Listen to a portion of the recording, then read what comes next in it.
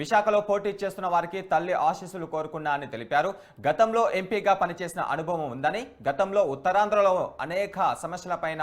చేశానని ఝాన్సీ అన్నారు.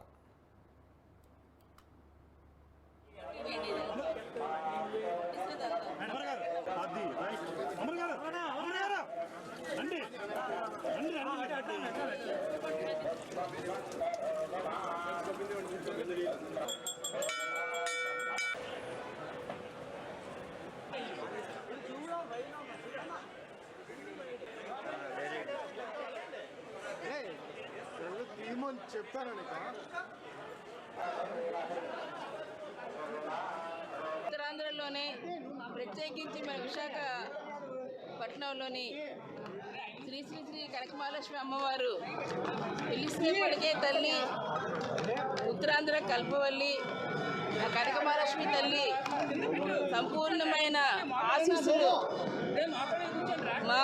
ముఖ్యమంత్రి గారు జగన్మోహన్ రెడ్డి గారికి, మా వైఎస్ఆర్ పార్టీకి, అందులో అనేక సంక్షేమ ఫలాలతో ఈరోజు అభివృద్ధితో ముందుకు వెళ్తున్న జగన్మోహన్ రెడ్డి గారికి ప్రజలు పూర్తి మద్దతుతో ఆశీస్సులు ఇవ్వాలని ఆ తల్లిని మనస్ఫూర్తిగా కోరుకున్నాను. తప్పకుండా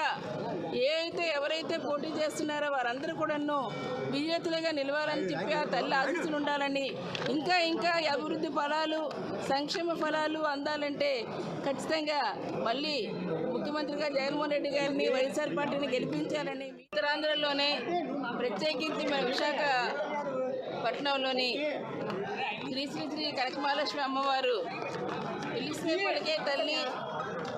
ఉత్తరాంధ్ర కల్పవల్లి, ఆ కనకమహాలక్ష్మి తల్లి సంపూర్ణమైన